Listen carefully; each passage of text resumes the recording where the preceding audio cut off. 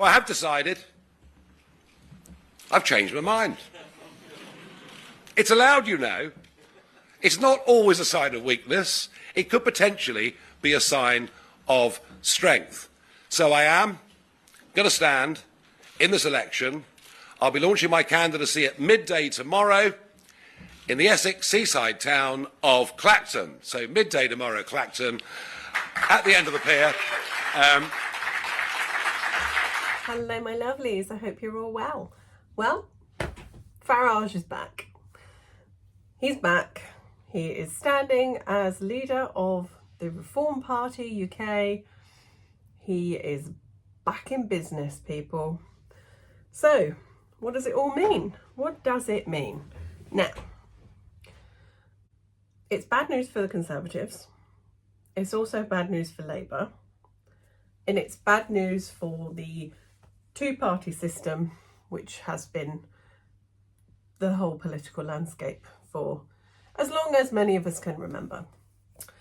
So, Labour have basically won this election that's happening, right? We know that. We know. The Conservatives, through not being Conservative, have completely thrown away the last 14 years of power they had. When Boris Johnson won the election, they had an 80-seat majority and they could have done so much. They could have achieved so much. But instead of focusing on conservative, like traditional conservative politics and policies, like low tax, small government, just letting people get on with their lives and making sure that the economy is good. No, they decided to shut the country down, print a load of money, give people a load of money for sitting at home not doing anything, and crash the economy.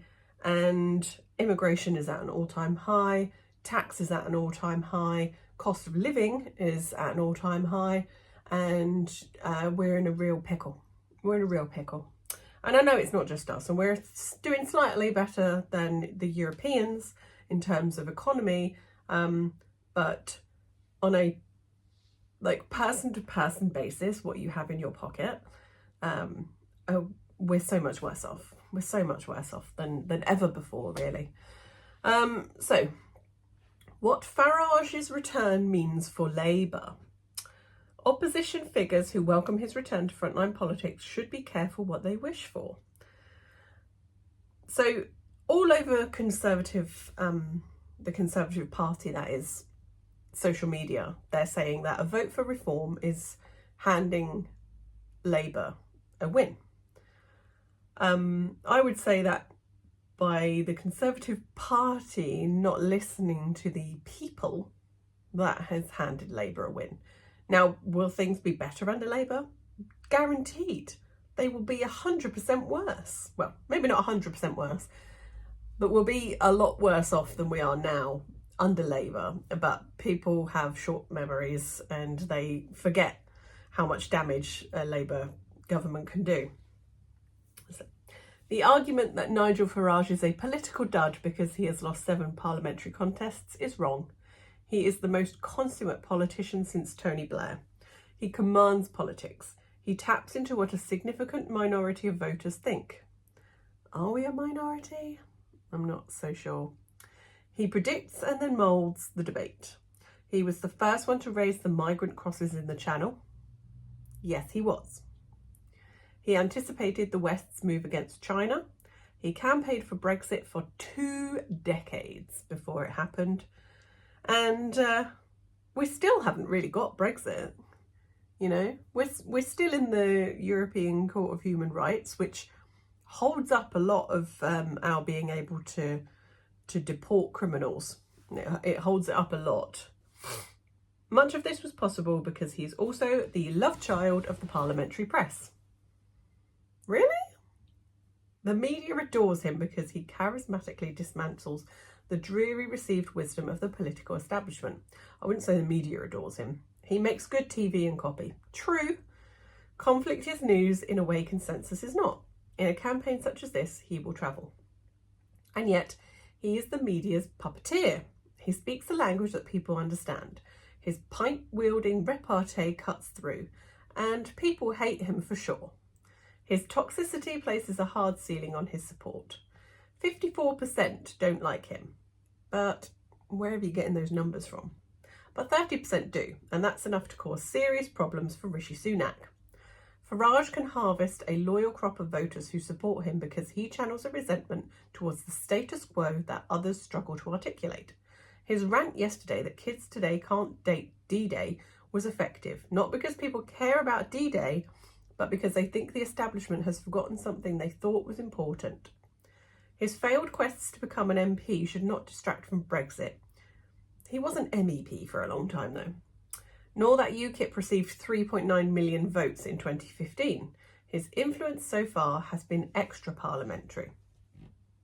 At the press conference yesterday, in which he usurped Richard Tice as leader of Reform, with the effortless cruelty of the free market, for which his party should be better known, he put immigration at the centre of the election. Immigration was at the centre of the last election as well, and Brexit.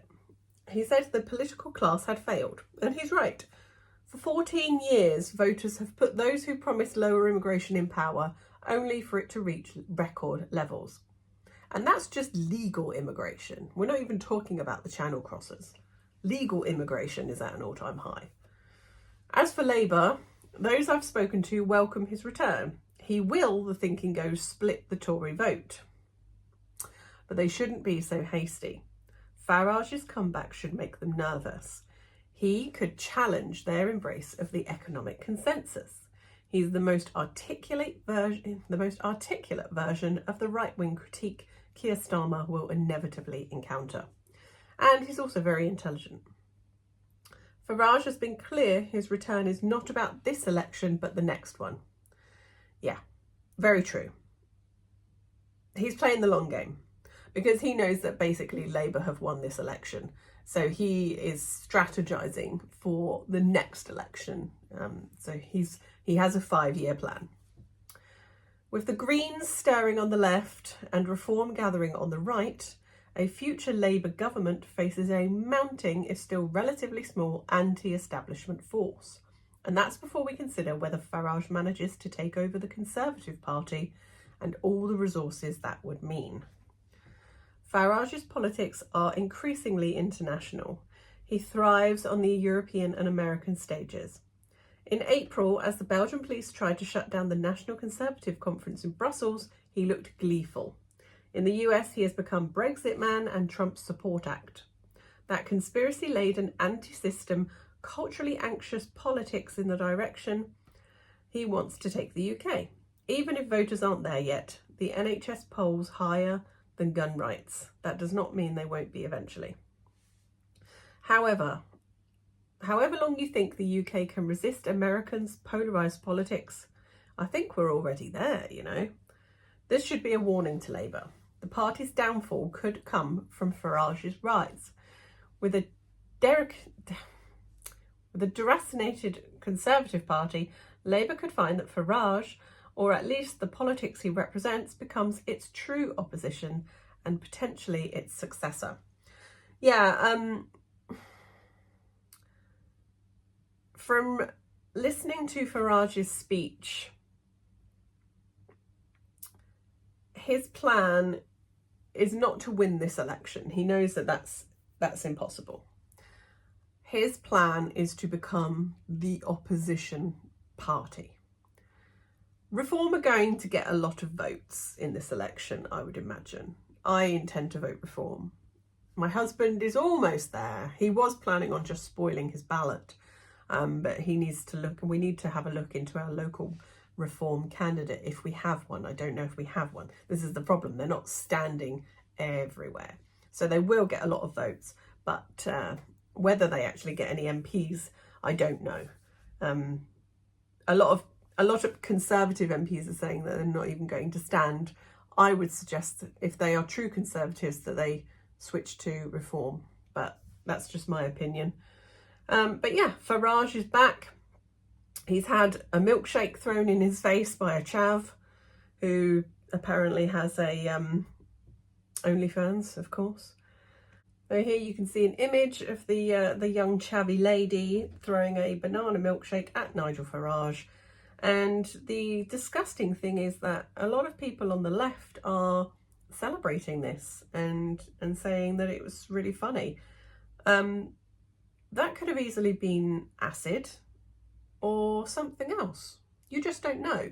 And we have had politicians attacked, murdered even, and to say that an assault like this is a good thing, then I just find that disgusting. But then it's okay if we do it, right? It's okay if we do it. So he is standing for the seat in Clacton-on-Sea, which is in Essex. Nigel Farage had what appeared to be a milkshake thrown at him as he left a Wetherspoons pub in Clacton. A video showed a woman approaching the leader as he left the Moon and Starfish. She has now been arrested on suspicion of assault, and a man on suspicion of assaulting an emergency worker as the woman was detained. The woman who threw the milkshake, who named herself as Victoria, told the BBC she did it because she just felt like it. Apparently it wasn't premeditated. Yeah, there you go. She seems like a lovely girl, doesn't she? But hey, do you think that Farage standing is a good thing? Let me know your thoughts. I'll see you very soon.